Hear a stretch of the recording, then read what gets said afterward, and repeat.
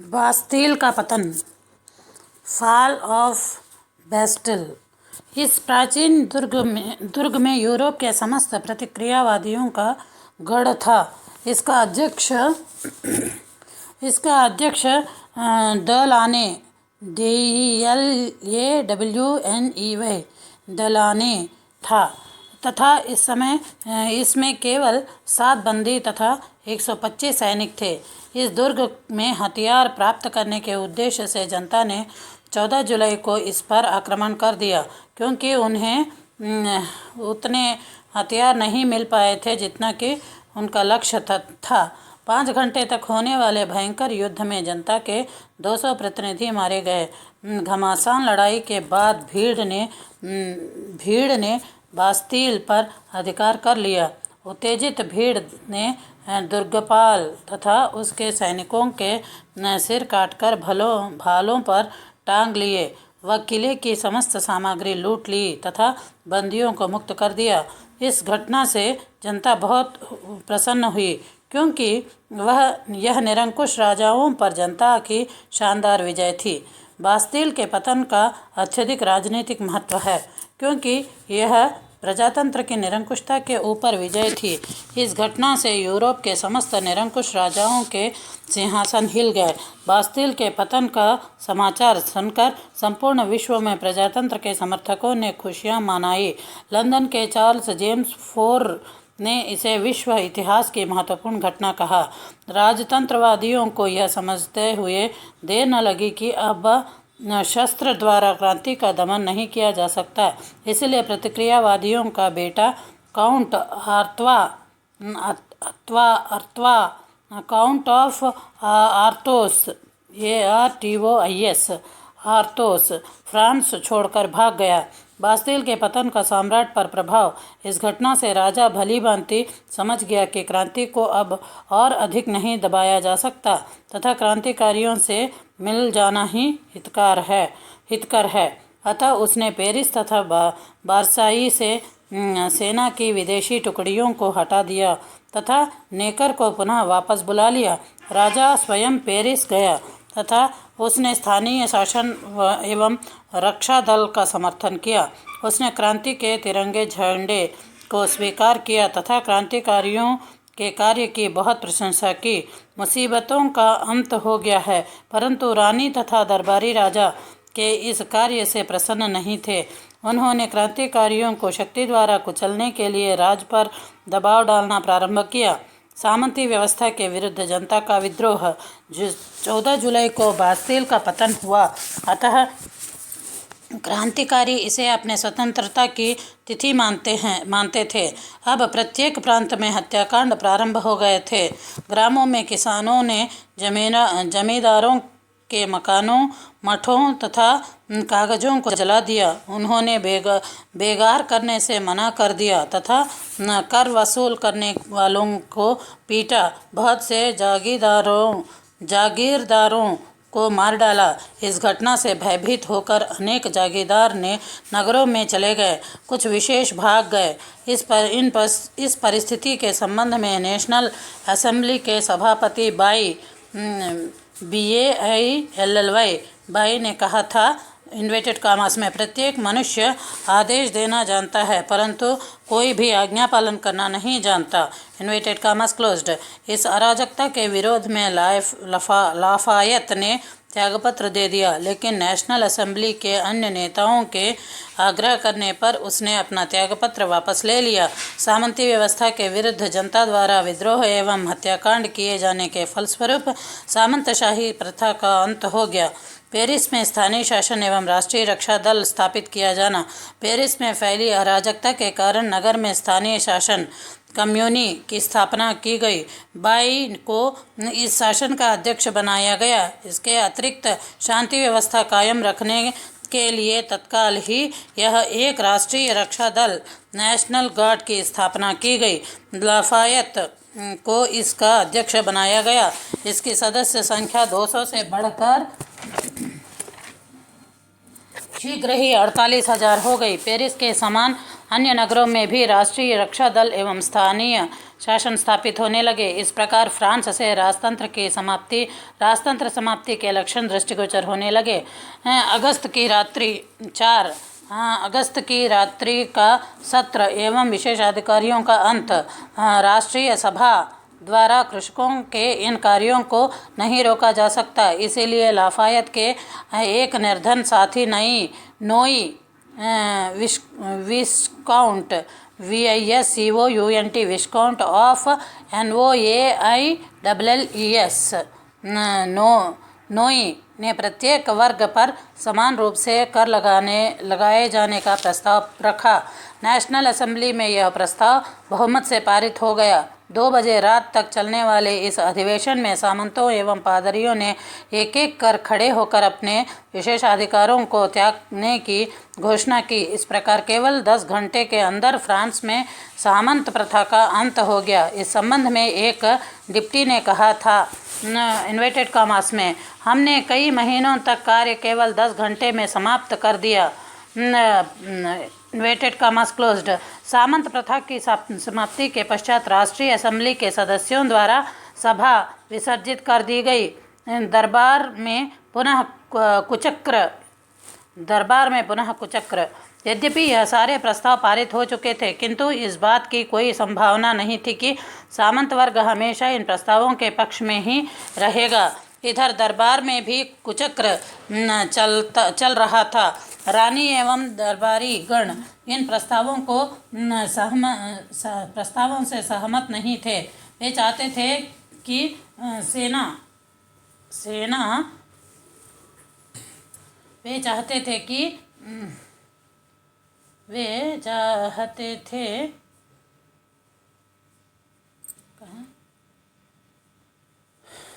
कि सेना के बल से राष्ट्रीय सभा को कुचल दिया जाए। इसीलिए वे राजा को हमेशा इसके विरुद्ध भड़काते रहते थे। अक्टूबर 1790 की रात्रि में वर्साय में एक शानदार दावत की गई। जब यह समाचार पेरिस पहुंचा तो इससे वहां बहुत असंतोष फैल गया। जनता के समक्ष यही संदेह था कि राजा किसी प्रकार षड्यंत्र रच रहा है। दूसरी बात यह थी कि पेरिस में अन्न की बहुत कमी थी।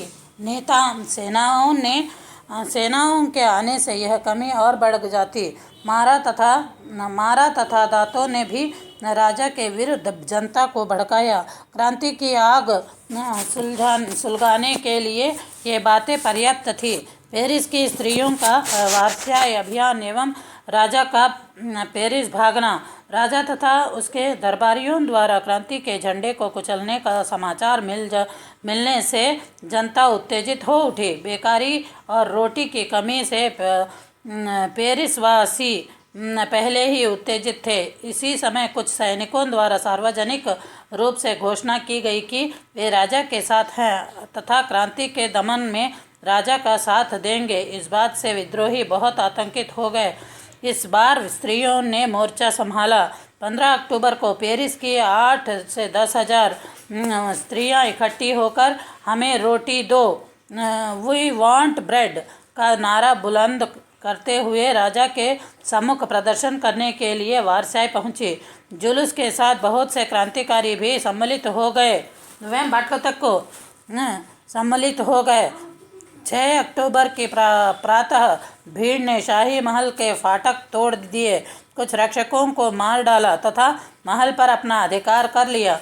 लौटते समय जनसमूह प्रसन्न था तथा उसका कहना था, इन्वर्टेड कॉमास में, रोटी वाली और उनका पुत्र हमारे साथ है। अब हमें खाने की कमी नहीं हो रहेगी। Inverted commas closed. पेरिस में राज परिवार को चूलरिज एपास्ट्रिस में है ये चूलरिज के पुराने महल में रखा गया।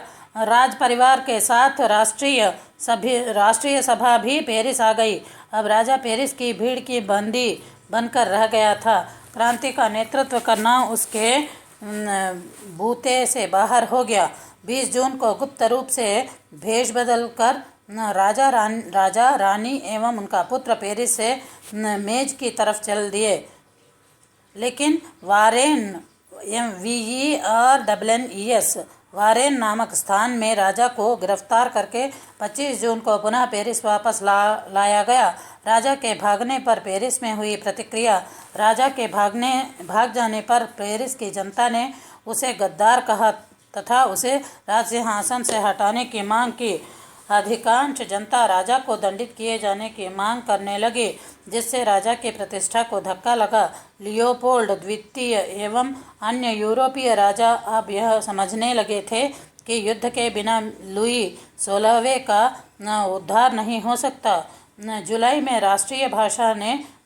राष्ट्रीय सभा ने राजा को दंड न देकर उसके सहायकों को दंड देने का निर्णय लिया, लेकिन इस निर्णय के लागू होने से पूर्व ही राजा के सारे सहायक देश छोड़कर भाग गए।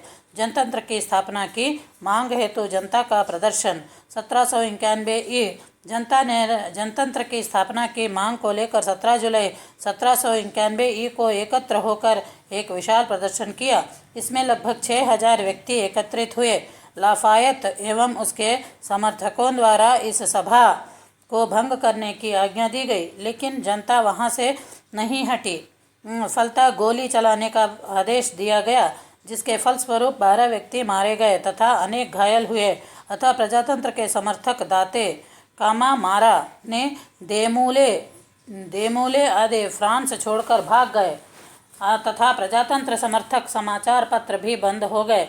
लाफायत के इस अनुचित कार्य की राष्ट्रीय विधानसभा में कटु आलोचना हुई, परंतु राजा ने उसके कार्यों की प्रशंसा की। राजा ने नए संविधान का पालन करने की प्रतिज्ञा की, अतः राष्ट्रीय विधानसभा ने राजा को दंड से मुक्त कर दिया तथा देश छोड़कर बाहर जाने की वाले कुलीनों को भी क्षमा कर दिया गया। एक हेडिंग है राष्ट्रीय संवैधानिक सभा। राष्ट्रीय संवैधानिक सभा नेशनल कॉन्स्टिट्यूएंट असेंबली। जिस समय फ्रांस में क्रांति अपनी चरम सीमा पर थी, उस समय देश में शांति तथा सुव्यवस्था स्थापित करने के लिए राष्ट्रीय संवैधानिक सभा ने महत्वपूर्ण कार्य किए। टेनिस की शपथ के अनुसार उसे एक संविधान बनाना था। इस कार्य में बहुत कठिनाइयां थी, क्योंकि उसे राजतंत्र के ऊपर प्रजातंत्र स्थापित करना था। कठोर परिश्रम एवं अनेक कठिनाइयों के उपरांत इस सभा द्वारा एक संविधान का निर्माण किया गया तथा शासन में काफ़ी सुधार हुए। यह सब कार्य राष्ट्रीय संवैधानिक सभा ने केवल 2 वर्ष की अवधि ब्रैकेट में अक्टूबर 1789 से सितंबर 1791 ब्रैकेट क्लोज्ड में संपन्न कर लिए।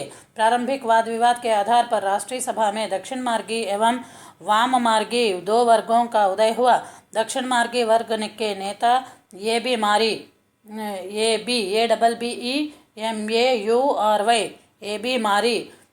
काइजलीज CAZALES Cazales abbe de Montesquiou ABBEDE MONTESQUIOU Montesquiou Malouet MALOUET मालुए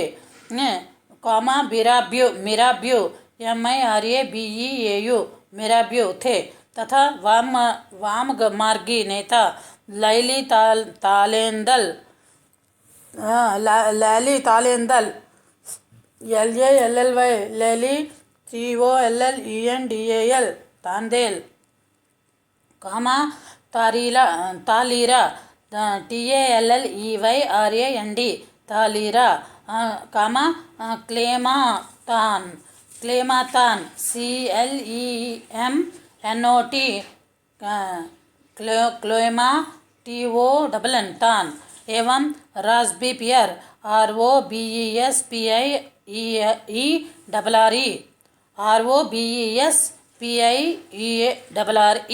प्रमुख थे।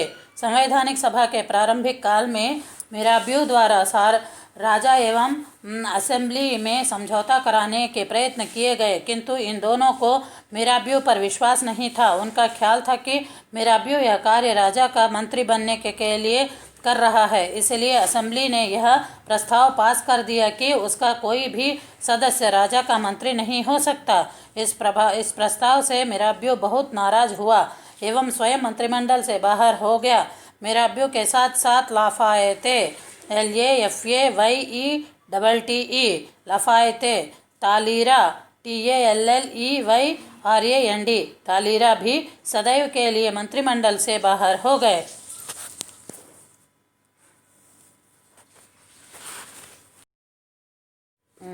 राष्ट्रीय संवैधानिक सभा के कार्य। इस सभा द्वारा किए गए कार्यों का विवरण इस प्रकार है। पहला, सामंतवादिता का अंत। 1 अगस्त 1789 को होने वाले राष्ट्रीय सभा के अधिवेशन में सामंतों तथा पादरियों ने अपने विशेषाधिकारों का त्याग दिया। गुडविन GOODWIN गुडविन का मानना है कि वास्तव में सामंतों एवं पादरियों ने स्वेच्छा से अपने विशेषाधिकारों का त्याग नहीं किया था, बल्कि भय के कारण उन्होंने ऐसा किया था। 4 अगस्त की रात्रि को प्रस्ताव पारित कर सामंत प्रथा का अंत कर दिया गया। यद्यपि बहुत से प्रतिनिधियों द्वारा विशेषाधिकारों का समर्थन करने से इस प्रथा के अवशेष बने रहे। दूसरा, मानव अधिकारों की घोषणा। 27 अगस्त 1789 को राष्ट्रीय संवैधानिक सभा द्वारा रूसों के समझौते के सिद्धांत के आधार पर मनुष्य के अधिकारों की घोषणा की गई, जिसके अंतर्गत प्रमुख निम्न बातें थी। पहला, प्रत्येक मनुष्य को समानता का अधिकार प्राप्त है। दूसरा, मुआवजा दिए बिना किसी की संपत्ति का अपहरण नहीं किया जाएगा। तीसरा, सभी मनुष्य अपनी योग्यता के अनुरूप सरकारी पद प्राप्त कर सकते हैं। सरकारी कर्मचारी समाज सेवा करना अपना प्रमुख कर्तव्य समझते। चौथा, धार्मिक स्वतंत्रता के साथ ही साथ सबको लेखन, भाषण तथा प्रकाशन की स्वतंत्रता प्रदान की गई। पांचवा, सबके लिए समान न्याय होगा। किसी को गैर कानूनी ढंग से गिरफ्तार नहीं किया जा सकता। कानून को सामान्य इच्छा, जनरल विल का प्रकाशन कहा गया था। यह घोषणा पत्र अत्यधिक महत्वपूर्ण था। फ्रांस के लिए तो इसका वही महत्व है जो Magna carta MAGNA Magna CARTA करता तथा बिल ऑफ राइट्स का इंग्लैंड के लिए है और स्वतंत्रता की घोषणा का अमेरिका के लिए है। हेजन का मत है कि घोषणा पत्र का समस्त संसार पर प्रभाव पड़ा है। Inverted commas closed. दुर्गा धीरे से मानना। हाँ। तीसरा, चर्च की जागीरों एवं मठों का अंत। इस समय राज्य की आर्थिक स्थिति बहुत खराब थी। फ्रांस की समस्त भूमि का 1/3 भाग चर्च के अधीन था। अतः तालीरा TALLEYRAND तालीरा द्वारा 10 अक्टूबर 1789 को चर्च की जागीरें बेचने का प्रस्ताव रखा गया। मुआवजे के रूप में पादरियों को उनकी आय का 2/3 भाग नियत करना निश्चय किया गया। काफ़ी विवाद के पश्चात यह प्रस्ताव पास हो गया। इस प्रस्ताव के अनुसार चर्च की संपत्ति पर सरकार का अधिकार हो गया। बदले में पादरियों एवं निर्धनों उनको दान देने का उत्तरदायित्व सरकार का हो गया। फ्रांस में भिक्षुओं की संख्या बहुत अधिक होने से अनेक मठ थे। 6 फरवरी 1791 को संविधान सभा ने घोषणा की थी कि भविष्य में कोई भी भिक्षु भिक्षुणी ना बने तथा पुराने भिक्षु भिक्षुणियाँ भी सांसारिक जीवन बिता सकते हैं। इससे कई सन्यासियों ने मठों को छोड़ दिया। इस प्रकार मठों का विनाश हो गया। चौथा, धार्मिक व्यवस्था बनाए रखने हैं तो संविधान बनाना। जुलाई 1790 में राष्ट्रीय सभा द्वारा पादरियों के लिए कानून civil constitution of the clergy CEVIL civil CONSTITUTION constitution of THE the CLERGY clergy पास किया गया। इसके अंतर्गत निम्न निर्णय लिए गए। पहला, पादरियों एवं बिशपों का निर्वाचन जनता द्वारा होगा। दूसरा, एक प्रांत में केवल एक ही बिशप नियुक्त हो सकता था, इसलिए फ्रांस में 83 बिशपों की संख्या निश्चित की गई। तीसरा, बिशप पोप के अधीन न रहकर राज्यों के अधीन रहकर कार्य करेंगे तथा समस्त धार्मिक पदाधिकारियों को राज्य से वेतन दिया जाएगा। चौथा, नवंबर 1790 में यह भी निर्णय लिया गया कि फ्रांस के कैथोलिक पादरियों को इस संविधान को ग्रहण करने की शपथ उठानी पड़ेगी। पोप पायस छठा PIOUS छठवां पहले ही चर्च की संपत्ति के अपहरण एवं मठों के अंत से बहुत क्रोधित था। शपथ उठाने के आदेश से उसके क्रोध में और अधिक वृद्धि हुई। उसने घोषणा की कि कोई भी पादरी या बिशप शपथ ग्रहण न करे। एपॉस्ट्रीज क्लोज्ड। शपथ लेने वालों को ईसाई समाज से बहिष्कृत कर दिया। असेंबली द्वारा शपथ ग्रहण न करने वाले पादरियों को दंडित किया गया। इस संबंध में गर्शियो का विचार है, इन्वर्टेड कॉमास में, क्रांतिकारी विचारों को इससे अधिक हानि किसी अन्य घटना से नहीं हुई। इससे फ्रांस 2 भागों में विभक्त हो गया। इस घटना के पश्चात पादरियों ने राज्य का विरोध करना आरंभ कर दिया। वे क्रांति विरोधी हो गए। कई पादरियों ने देश से बाहर जाकर फ्रांस की क्रांति के शत्रुओं से संबंध स्थापित किए, जो कि फ्रांस के लिए अहितकारी सिद्ध हुआ। इस संविधान का यह प्रभाव अच्छा हुआ कि वे सब क्रांति के पक्षपाती हो गए, जिन्हें राज्य से वेतन मिलने लगा तथा चर्च के अपहरण की हुई संपत्ति भी प्राप्त हुई। पांचवा, नवीन संविधान का निर्माण। यह कार्य राष्ट्रीय असेंबली का सबसे महत्वपूर्ण कार्य था। यह 2 वर्ष के कठोर परिश्रम के पश्चात 1791 में तैयार हुआ था। उस समय तक यूरोप में ऐसा कोई लिखित संविधान नहीं था। इस संविधान की धाराओं को देखने से ज्ञात होता है कि यह जनतंत्रात्मक भावनाओं से प्रेरित होकर नहीं बनाया गया तथा बल्कि इसका निर्माण राजा के प्रति वैमनस्य से प्रेरित होकर हुआ था। इस संविधान द्वारा निम्न व्यवस्था की गई थी। पहला, राजा के अधिकार सीमित कर दिए थे। उसे कर लगाने, संधि अथवा युद्ध करने का अधिकार न था। यद्यपि राजा प्रशासन का अध्यक्ष था, लेकिन वह प्रशासन संबंधी अधिकारियों की नियुक्ति नहीं कर सकता था। उनका निर्वाचन किया जाता था। राजा इन निर्वाचित पदाधिकारियों को पदच्युत भी नहीं कर सकता था। इस संविधान द्वारा राजा की स्थिति केवल नाम मात्र की थी। दूसरा, मंत्रीगण सम्राट के प्रति उत्तरदायी नहीं होंगे, अपितु राष्ट्रीय धारा सभा के प्रति उत्तरदायी होंगे। इस संविधान हेतु एक भवन वाली व्यवस्थापिका सभा की व्यवस्था की गई। इसके सदस्यों की संख्या 750 थी तथा इसके सदस्यों का चुनाव केवल 2 वर्ष के लिए होता था। सदस्यों का निर्वाचन परोक्ष रूप से होता था। व्यवस्थापिका सभा द्वारा नागरिकों को 2 श्रेणियों में विभक्त किया गया। पहला, सक्रिय नागरिक, दूसरा निष्क्रिय नागरिक। जो नागरिक कर देते थे वे सक्रिय नागरिक कहलाए तथा उन्हें मताधिकार प्रदान किया गया। जो निर्धन एवं संपत्तिहीन वर्ग के व्यक्ति थे वे निष्क्रिय नागरिक कहलाए। उन्हें मत देने का अधिकार प्राप्त नहीं था। यद्यपि मनुष्यों के अधिकारों की घोषणा में यह घोषित किया गया था कि सब मनुष्य समान हैं, किंतु संविधान बनाते समय इस सिद्धांत की हत्या कर दी गई। रूसो के सिद्धांत के स्थान पर मॉन्टेस्क्यू के सिद्धांत के अनुसार कार्य किया गया। निर्वाचन पद्धति की आलोचना करते हुए एक सदस्य ने कहा था, इन्वर्टेड कॉमास में, यदि आज रूसो जीवित होता तो फ्रांस की इस नवीन व्यवस्थापिका सभा का सदस्य नहीं हो सकता था। एपॉस्ट्रीज क्लोज, इन्वर्टेड कॉमास क्लोज्ड। इस व्यवस्था द्वारा न्यायाधीशों के पदों का क्रय विक्रय समाप्त कर दिया गया। धीरे से निर्वाचन पद्धति द्वारा न्यायाधीशों की नियुक्ति प्रारंभ की गई। न्याय की निःशुल्क करने की व्यवस्था की गई तथा सभी को समान न्याय प्रदान करने की घोषणा की गई। छठवां, आर्थिक दशा सुधारने हेतु कार्य किए गए। देश की आर्थिक स्थिति सुधारने हेतु राष्ट्रीय सभा ने निम्न कार्य किए। पहला, निर्धनों की सहायता करने के लिए असेंबली ने चैरिटी वर्कशॉप्स की स्थापना की। दूसरी, पादरियों और सामंतों के विशेषाधिकार समाप्त कर दिए गए। इससे वे अब किसानों से मनमाना कर वसूल नहीं कर सकते थे।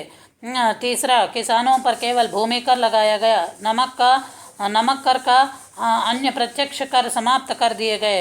व्यापार तथा उद्योग धंधों पर भी कर लगाए गए, लेकिन अनाज का व्यापार कर मुक्त था। स्थानीय चुंगियाँ तथा श्रेणियाँ समाप्त कर दी गई।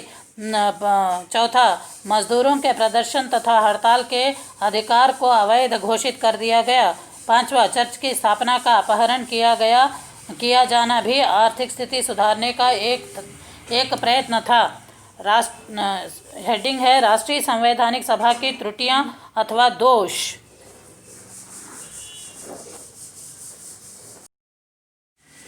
हाँ, ये राष्ट्रीय संवैधानिक सभा की त्रुटियां अथवा दोष। यद्यपि इस सभा द्वारा बड़े परिश्रम के साथ संविधान का निर्माण किया गया तथा यह एक प्रगतिशील कदम था, पर इसमें अनेक दोष थे। पहला, नागरिकों के लिए घोषित का अधिकारों में से बहुत से अधिकार जनता को नहीं दिए गए थे। दूसरा, नागरिकों को सक्रिय एवं निष्क्रिय श्रेणियों में विभाजित करके निर्धन वर्ग को मताधिकार से वंचित कर दिया गया। तीसरा, व्यवस्थापिका व कार्यपालिका को पृथक करने से वे एक दूसरे की सहायता न रहकर न विरोधी हो गई। चौथा, फ्रांस को 83 विभागों में तो बांट दिया, लेकिन उनमें परस्पर संबंध की कोई योजना नहीं थी। पांचवा, पादरियों के लिए बनाए गए संविधान से धार्मिक कलह प्रारंभ हो गया। छठवां, असेंबली द्वारा बहुत से लोग mob rule MOBRULE mob rule को प्रोत्साहन देखना खतरनाक सिद्धांत सिद्ध हुआ। सातवां, विकेंद्रीकरण के सिद्धांत से स्थानीय शासन में शिथिलता आई। आठवां, मध्यम श्रेणी के लोगों के हितों को अधिक प्रोत्साहन दिए जाने से कृषकों एवं मजदूरों को कोई लाभ नहीं हुआ। इस संविधान ने अपनी नीति तथा कार्यों द्वारा निर्धन, पादरी एवं सामंत तीनों ही वर्गों को नाराज कर दिया। नौवां, व्यवस्थापिका सभा के सदस्य दूसरी बार उसके सदस्य नहीं हो सकते, जिससे प्रत्येक बार अनुभवहीन व्यक्ति उसके सदस्य बनते थे तथा व्यवस्थापिका सभा का कार्यकाल 2 वर्ष ही था, जो कि बहुत कम था। इतनी कम अवधि में कोई भी व्यवस्थापिका सभा अपने उद्देश्य को पूर्ण नहीं कर पाती थी। एक हेडिंग है राष्ट्रीय संवैधानिक सभा की समाप्ति। 2 वर्ष के अपने कार्यकाल में इस सभा ने राष्ट्र के लिए एक विधान का निर्माण किया तथा 25,000 आदेश लागू किए। 21 सितंबर को राजा ने नए संविधान को स्वीकार करके उसके अनुसार कार्य करने का वचन दिया। फलतः 30 सितंबर 1791 को यह सभा विसर्जित कर दी गई। प्रसिद्ध इतिहासकार हेज के अनुसार इन्वर्टेड कामास में अपने विसर्जन से पहले राष्ट्रीय सभा ने एक अंतिम एवं अनावश्यक गलती कर दी। एक प्रस्ताव पास किया कि इस सभा का कोई भी सदस्य अपने व्यवस्थापिका सदस्य ना हो सकेगा। इस प्रकार 2 वर्ष के अनुभव को तिलांजलि देकर संविधान ऐसे लोगों का हाथ में सौंप दिया जिन्होंने उनकी रचना में कोई भाग नहीं लिया था। आत्मा त्याग की यह भावना घातक सिद्ध हुई। इन्वर्टेड कामास क्लोज्ड। राष्ट्रीय सभा का मूल्यांकन। लाइट बंद कर दो। राष्ट्रीय सभा का मूल्यांकन। राष्ट्रीय सभा के संबंध में यह कहा जा सकता है कि इनके सदस्यों को किसी प्रकार का अनुभव न होते हुए भी उन्होंने राष्ट्र के लिए एक विस्तृत, उसको बाहर ले जाके अच्छा से एक बार झटक के ला दे। राष्ट्रीय सभा के संबंध में यह कहा जा सकता है कि इनके सदस्यों को किसी प्रकार का अनुभव न होते हुए भी उन्हें राष्ट्र के लिए एक विस्तृत विधान का निर्माण किया। कुछ मनुष्यों ने असेंबली के कार्यों की निंदा करते हुए कहा है कि उसने निर्माण की अपेक्षा विध्वंस अधिक किया था तथा दीर्घकालीन सभी व्यवस्थाओं का अंत कर दिया, लेकिन ये मत निराधार हैं। इस संविधान की महत्ता इस बात से प्रकट होती है कि इसने फ्रांस में बनने वाले आगामी सभी संविधानों को प्रभावित किया। इस संबंध में हेज का मत है इन्वर्टेड कामास में, फ्रांस में तूफानी वातावरण में राष्ट्रीय संविधान सभा ने देश में शांति एवं सुव्यवस्था की स्थापना के लिए जो कार्य अल्पकाल में ही पूर्ण किए, उन्हें अन्य सभाएं वर्षों तक पूरा करने में सफल न हो पाई थी। फ्रांस की क्रांति के परिणाम, effects of the French revolution. France की क्रांति एक युग परिवर्तनकारी घटना थी। तो ना आवाज करते हैं दम दम दम दम दम दम दम दम। हाँ, फ्रांस की क्रांति के परिणाम, effects of the French revolution. France की क्रांति एक युग परिवर्तनशील घटना थी। इसकी उपलब्धियां एवं परिणामों के संबंध में भिन्न भिन्न मत प्रकट किए गए हैं। कुछ इतिहासकारों के अनुसार यह एक जनतंत्र विरोधी, अप्रगतिशील तथा आतंकवादी आंदोलन था। इसके विपरीत अन्य लेखक एवं व इतिहासकारों ने फ्रांस की क्रांति को आधुनिक इतिहास की महानतम घटना बताया है। इतिहासकार हेज के अनुसार फ्रांस की क्रांति ने राज्य के संबंध में एक नई धारणा को जन्म दिया, राजनीति तथा समाज के विषय में नए सिद्धांत प्रतिपादित किए, जीवन का एक नया दृष्टिकोण सामने रखा और एक नई आशा तथा विश्वास उत्पन्न किया। इन सब से बहुसंख्यक जनता की कल्पना और विचार प्रज्वलित हुए। उनमें एक अद्वितीय उत्साह का संचार हुआ तथा असीम आशाओं ने उन्हें अनुप्राणित किया। इन्वर्टेड कामास क्लोज्ड। सामाजिक समानता, सामंतीय विशेषाधिकार का अंत, निरंकुश तथा भ्रष्ट प्रशासन में सुधार, न्याय तथा करों में समानता, इन्हीं उद्देश्यों को पाने के लिए क्रांति की शुरुआत हुई थी। इस क्रांति के क्या परिणाम हुए, उनके अध्ययन निम्नवत है। पहला, सामंतशाही का अंत। फ्रांस की क्रांति की महत्वपूर्ण देन सामंती व्यवस्था का अंत करना था। इस व्यवस्था के अंतर्गत बहुत वर्षों तक सामान्य जनता का शोषण किया गया। आर्थिक शोषण तो इस व्यवस्था की चारित्रिक विशेषता थी। फ्रांस की क्रांति द्वारा विशेषाधिकारों का अंत करके समानता के सिद्धांत का प्रतिपादन किया गया। इस क्रांति का अन्य देशों पर भी प्रभाव पड़ा कि यूरोप के अन्य देशों में धीरे धीरे सामंतशाही का अंत हो गया। दूसरा, धर्मनिरपेक्ष राज्य की स्थापना। इस क्रांति का परिणाम स्वरूप यूरोपीय देशों में आर्थिक सहिष्णुता का प्रभाव हुआ एवं लोगों को धार्मिक उपासना की स्वतंत्रता प्राप्त हुई एवं धर्म के संबंध में राजा का कोई हस्तक्षेप नहीं रहा। तीसरा, राजनीतिक स्वतंत्रता, सामाजिक समानता एवं राष्ट्रीय बंधुत्व की भावना का विकास। Growth of the feelings of political freedom, social equality and national fraternity. क्रांति के समय क्रांतिकारियों द्वारा इन्हीं तीनों सिद्धांतों के प्रसार को अपना ध्येय बनाया गया। क्रांति ने राजनीतिक, आर्थिक, सामाजिक तथा धार्मिक दृष्टि से प्रत्येक नागरिक को पूर्ण रूप से स्वतंत्रता का अधिकार प्रदान किया। ममता, वो नल बंद कर दे बेटा। आर्थिक, सामाजिक स्वतंत्रता, लिबर्टी, समानता व बंधुत्व का प्रचार केवल फ्रांस में ही नहीं अपितु समस्त यूरोप में किया गया। चौथा, राष्ट्रीयता की भावना का विकास, ग्रोथ ऑफ नेशनल फीलिंग। इस क्रांति की एक महत्वपूर्ण देन नागरिकों के हृदय में अपने देश की सुरक्षा के लिए राष्ट्रीयता की भावना उत्पन्न करना है। जब विदेशी सेनाओं ने राजतंत्र की सुरक्षा के लिए फ्रांस पर आक्रमण किया तो उस समय किसान, मजदूर एवं अन्य लोगों ने सेना में भर्ती होकर अत्यंत वीरता के साथ विदेशी सेनाओं का सामना किया तथा विजय प्राप्त की। यह राष्ट्रीयता की भावना का ही एक ज्वलंत उदाहरण है। राष्ट्रीयता की यह भावना यूरोप के अन्य देशों में भी व्याप्त हो गई। 1848 की व्यापक क्रांतियां तथा 1871 में इटली व जर्मनी का एकीकरण इसके प्रमुख उदाहरण हैं। पांचवा, लोकप्रिय संप्रभुता के सिद्धांत का प्रतिपादन, principles of popular sovereignty established. इस क्रांति के द्वारा राजनीतिक दृष्टि से राजाओं के दैवी अधिकार के सिद्धांत, एपास्ट्रीस में है दैवी अधिकार के सिद्धांत का अंत करके लोकप्रिय सिद्धांत का प्रतिपादन किया गया। कानून अब एक व्यक्ति अर्थात राजा की इच्छा का परिणाम न होकर राष्ट्र के निर्वाचित प्रतिनिधियों की इच्छा का परिणाम था। न वंशानुगत एवं भ्रष्ट न्यायाधीशों के स्थान पर अब निर्वाचन न्यायपालिका एवं जूरी पद्धति का प्रारंभ हुआ।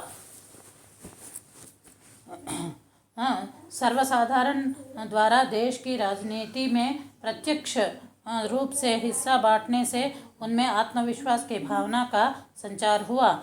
छठवां, समाजवाद की स्थापना, सोशलिज्म फाउंडेड। कुछ इतिहासकारों के अनुसार फ्रांस की क्रांति समाजवादी विचारधारा का स्रोत है।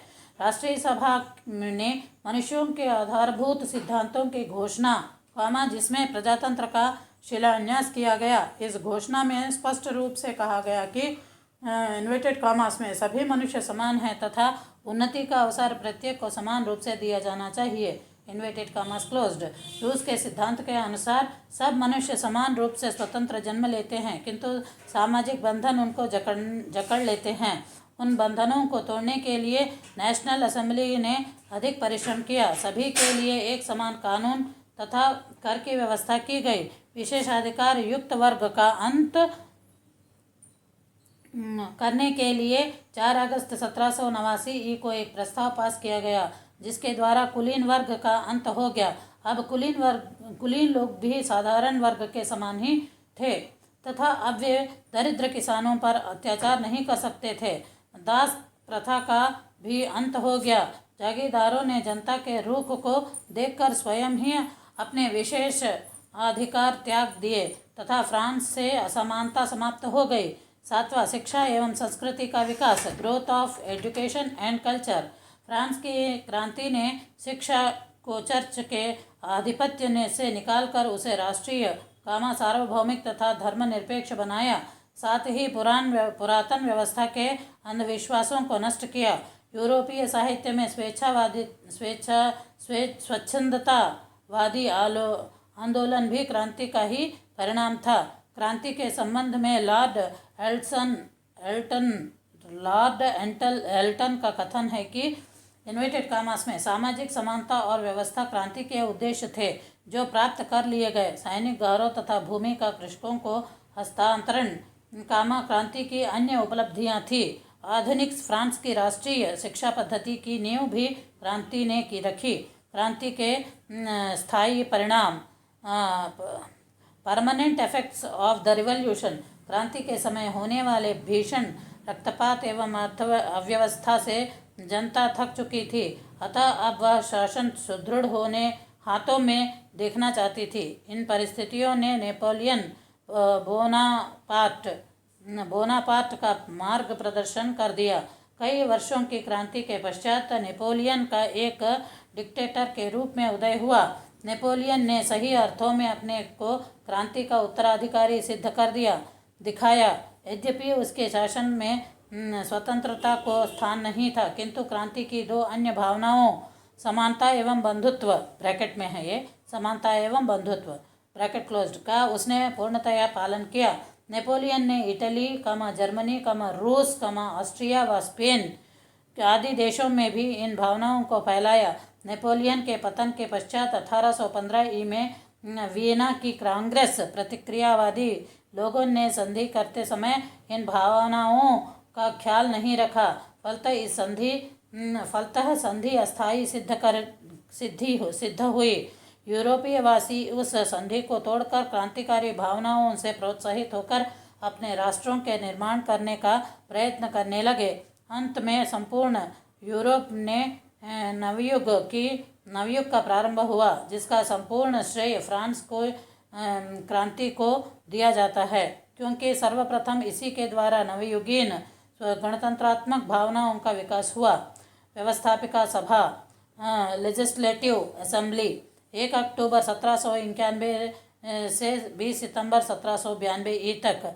राष्ट्रीय सभा का मुख्य उद्देश्य फ्रांस के लिए संविधान का निर्माण करना था। अपने उद्देश्य को पूरा करने के पश्चात राष्ट्रीय सभा भंग हो गई। नवीन संविधान के अनुसार व्यवस्थापिका सभा के लिए निर्वाचन हुए व 1 अक्टूबर 1791 को व्यवस्थापिका सभा की पहली बैठक हुई। व्यवस्थापिका सभा के प्रथम अधिवेशन के समय संपूर्ण फ्रांस में खुशियां मनाई गई, क्योंकि राजा द्वारा नवीन संविधान को स्वीकार कर लिया गया था। फ्रांस की जनता का विचार था कि क्रांति समाप्त हो गई है। वह सुखमय भविष्य के चिन्ह उन्हें दृष्टिगत हो रहे थे, किंतु वास्तव में ऐसा नहीं हुआ। व्यवस्थापिका सभा में सदस्यों की कुल संख्या 745 थी।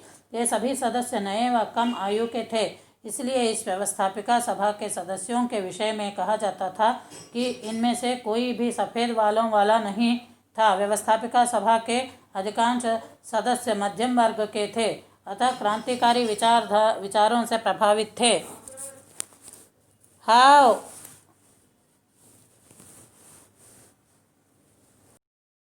व्यवस्थापिका सभा में दलबंदी, groupism in the legislative assembly. व्यवस्थापिका सभा कई दलों में विभक्त थी, जिनमें प्रमुख दल निम्न थे: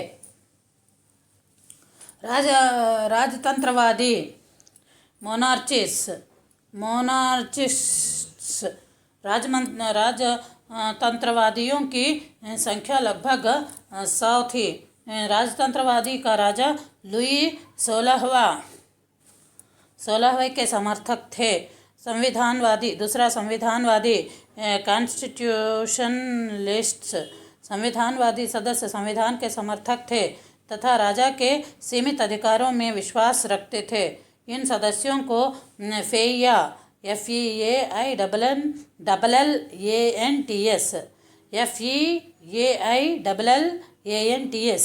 फेइया भी कहा जाता था, क्योंकि संविधानवादी फेइया के चर्च में एकत्र होते थे। संविधानवादियों की संख्या 164 थी। तीसरा सेंटर पार्टी। इस दल के सदस्य प्रारंभ में स्वतंत्र थे, वे किसी भी दल के सदस्य न थे। इनकी संख्या 245 थी। चौथा गणतंत्रवादी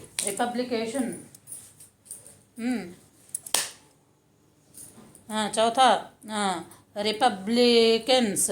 व्यवस्थापिका सभा में गणतंत्रवादी सदस्यों की संख्या 236 थी। ये राजा लुई 16वें की सत्ता को पूर्णतया समाप्त करके गणतंत्र की स्थापना करना चाहते थे। गणतंत्रवादी अत्यंत उग्रवादी थे। गणतंत्रवादी सदस्य भी विचारों की भिन्नता के कारण दो दलों में विभक्त थे। ये दो दल थे: जिरोदिन तथा जैकोबिन। जिरोदिन GIRONDITS जिरोदिन तथा जैकोबिन JACOBINS जैकोबिन्स। जिरोदिन दल के प्रमुख नेता ब्रीसो BRISSOT ब्रीसो बेरियो VERGINIAUD। उसके बाद कौंडोर्स CONDORCET। उसके बाद दमोरिये DUMOURIEZ दमोरिये थे। इस दल के अधिकांश सदस्य जिरोदे नामक स्थान के थे, अतः इस दल को जिरोदित्स कहा जाता था। जिरोदित्स दल के सदस्य प्रतिनिधित्व के सिद्धांत में विश्वास करते थे तथा किसी भी बाहरी हस्तक्षेप का सहने के लिए वे तैयार न थे। जिरोदिन दल के सदस्य अत्यंत सभ्य व उच्च भौतिक स्तर के थे।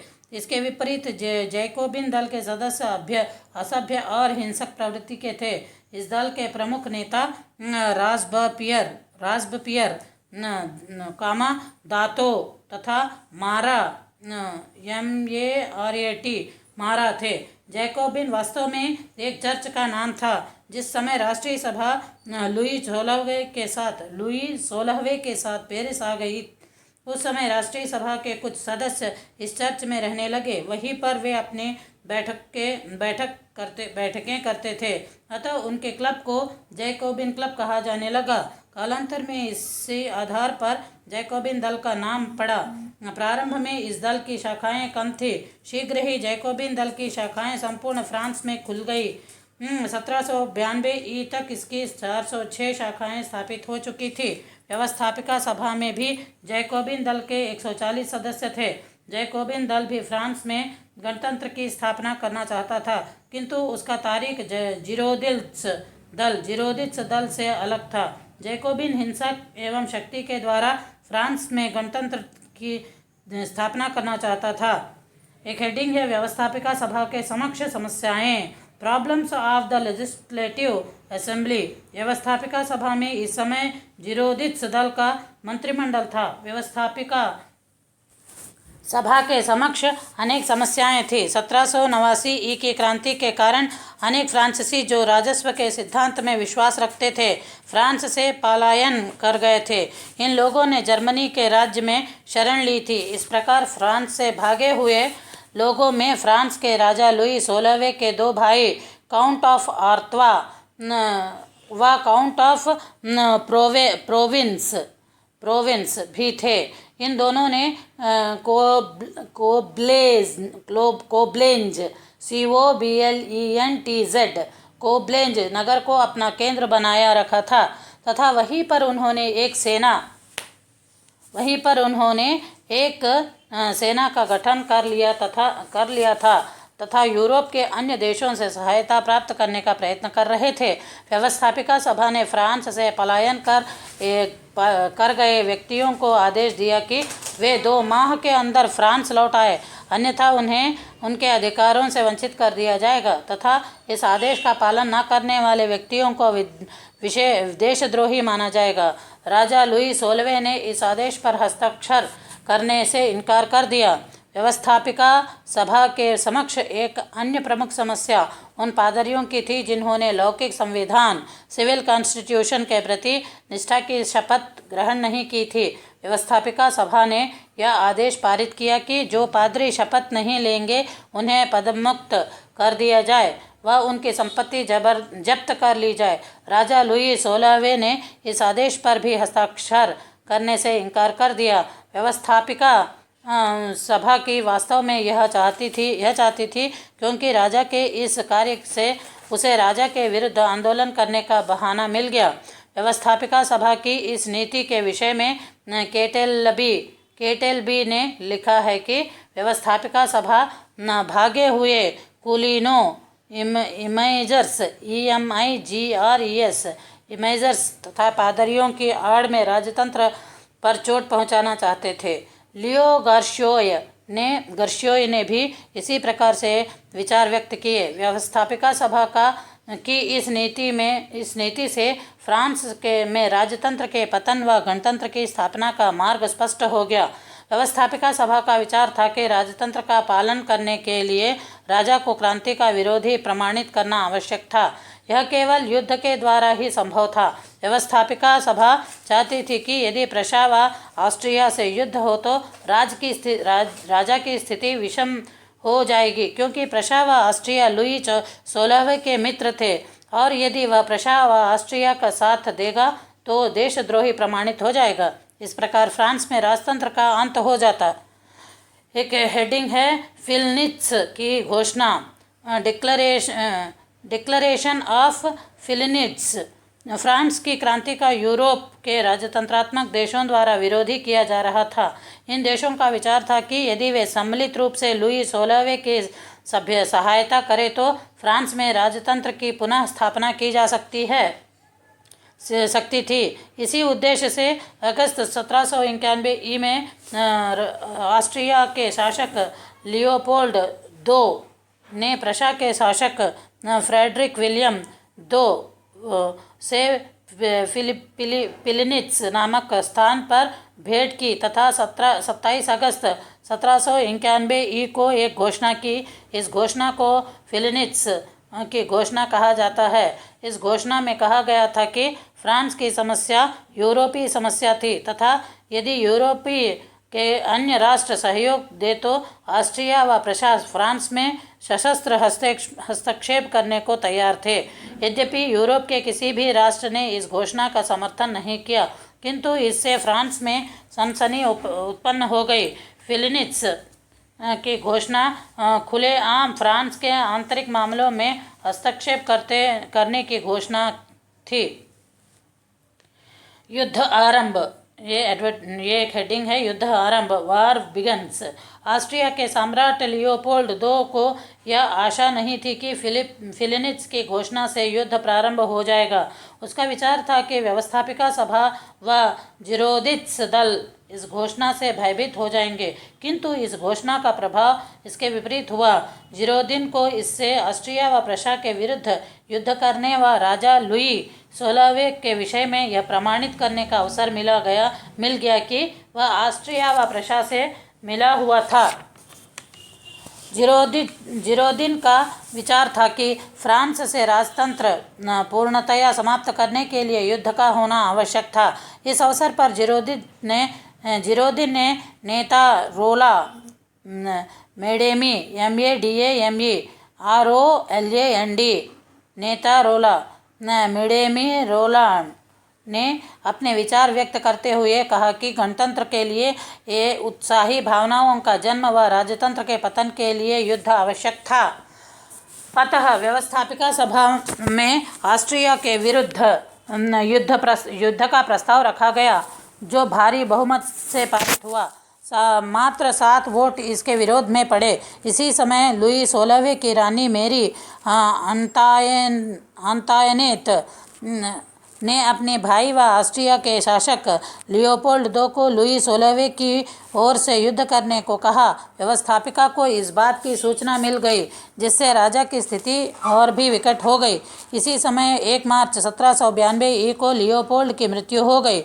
उसके पश्चात फ्रांसिस II ऑस्ट्रिया का शासक बना। फ्रांसिस ने फ्रांस पर दूसरे राष्ट्रों की सुरक्षा संकट में डालने का आरोप लगाया। 20 अप्रैल 1792 को फ्रांस ने ऑस्ट्रिया के विरुद्ध युद्ध की घोषणा कर दी। लाफायते को फ्रांस का प्रमुख सेनापति बनाया गया। युद्ध के प्रारंभिक 5 माह फ्रांस के लिए अत्यंत खराब रहे। अनेक स्थानों पर फ्रांस की सेनाओं को पराजित होना पड़ा। फ्रांस की इन पराजयों का दोषी जनता ने राजा लुई 16वें को माना, क्योंकि उनका विचार था कि लुई 16वें ऑस्ट्रिया से मिला हुआ था। अतः क्रोधित व उत्तेजित होकर 20 जून 1793 को जनता ने तुइलरी के महल पर आक्रमण कर दिया।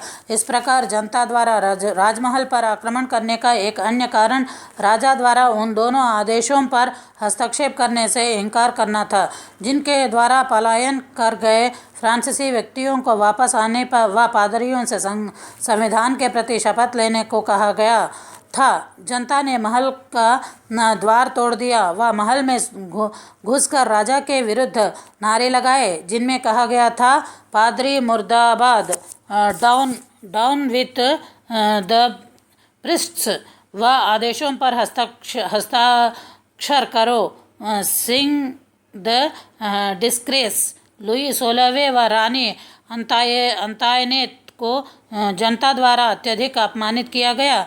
लेजेंडर नामक एक व्यक्ति ने तो लुई 16वें से यहाँ तक कह दिया, इन्वर्टेड कॉमास में, श्रीमान आप देशद्रोही हैं। आपने हमें सदैव धोखा दिया और इस समय भी आप हमें धोखा दे रहे हैं। आप सावधान हो जाए। अब सब्र का प्याला भर चुका है, इन्वर्टेड कॉमास क्लोज्ड। किंतु इस समय लुई 16वें अवसर को पहचानते हुए शांत रहा व क्रांतिकारियों की टोपी पहन ली, जिससे जनता शांत होकर लौट गई। एक हेडिंग है, ब्रुन्सविक की घोषणा। Brunswick, declaration of Brunswick, BRUNSWICK।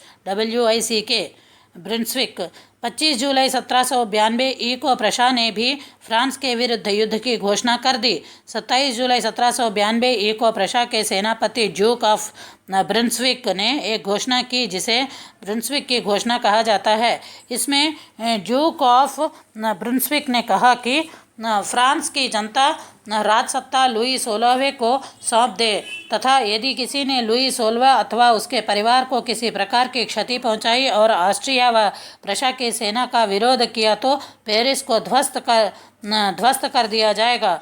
Brunswick की इस घोषणा से फ्रांसीसी जनता भड़क उठी। उन्हें यह भी स्पष्ट हो गया कि लुई 16वें ऑस्ट्रिया व प्रशा से मिला हुआ है। अतः 10 अगस्त 1792 को उत्तेजित भीड़ ने पुनः तुइलरी के महल पर आक्रमण किया। राजमहल के पहरेदार व अंगरक्षक मारे गए। राजा ने भागकर व्यवस्थापिका सभा में शरण ली। ब्रुंसविक की घोषणा के विषय में हेज ने लिखा है, इन्वर्टेड कॉमास में, ब्रुंसविक की घोषणा ने राजतंत्र के द्वार को बंद कर दिया, इन्वर्टेड कॉमास क्लोज्ड। एक हेडिंग है राजतंत्र की समाप्ति, एंड ऑफ मोनार्ची। 11 अगस्त 1792 को व्यवस्थापिका सभा में राजा लुई 16वें के विषय में विचार विमर्श किया गया। तत्पश्चात उसे निलंबित सस्पेंड कर दिया गया। गणतंत्र की स्थापना के लिए नवीन संविधान की रचना करना आवश्यक था, किंतु संविधान बनने का अधिकार व्यवस्थापिका सभा के हाथों में था। अतः राष्ट्रीय सम्मेलन, नेशनल कन्वोकेशन, बुलाकर यह निर्णय लिया गया कि नवीन चुनावों के द्वारा राष्ट्रीय सम्मेलन के चुनाव कराए जाए। एक और हेडिंग है अंतरिम सरकार की स्थापना, establishment of interim government, GOVT। चुनाव के होने व नई सरकार के बनने तक अंतरिम सरकार की स्थापना किया जाना आवश्यक है। अतः 11 अगस्त 1792 को व्यवस्थापिका सभा, लेजिस्लेटिव असेंबली को भंग कर दिया गया व फ्रांस में शासन का भार पेरिस की इस नागरिक सभा, पेरिस कम्यून को सौंपा गया। पेरिस कम्यून ने लुई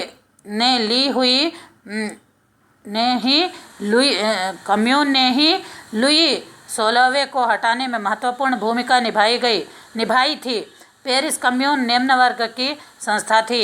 इसने राष्ट्रीय सम्मेलन, नेशनल कन्वोकेशन के चुनाव के लिए संपत्ति पर आधारित मताधिकार के नियम को भंग कर दिया व प्रत्येक वयस्क व्यक्ति को वोट देने का अधिकार प्रदान किया। लुई 16वें व उसके परिवार को भी पेरिस कम्यून ने बंदी बनाया व टेम्पल के किले में रखा।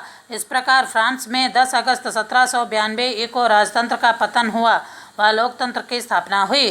पेरिस कम्यून निम्नवर्गीय जैकोबिन संस्था होने के कारण मध्यम वर्ग का प्रभाव फ्रांस से कुछ समय के लिए कम हो गया।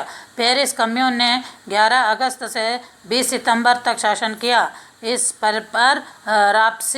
रॉबस्पियर, दातो व मारा आदि नेताओं का प्रभाव था। मध्यम कामा वर्ग के नेताओं लाफायते को फ्रांस से पलायन करना पड़ा, क्योंकि वह राजा व उसके परिवार को मुक्त करना चाहता था। एक और हेडिंग है सितंबर हत्याकांड, सितंबर मास्क्रे, MASSACRE। पेरिस कानून का शासन अत्यंत अल्पकालीन था। ये किंतु इसमें एक अत्यंत दुर्भाग्यपूर्ण घटना हुई जिसने क्रांति पर धब्बा लगा दिया। पेरिस कम्यून ने नेता क्रांति के विरोधियों को सहने के लिए तैयार न थे। दातो का विचार था, इन्वर्टेड कॉमास में,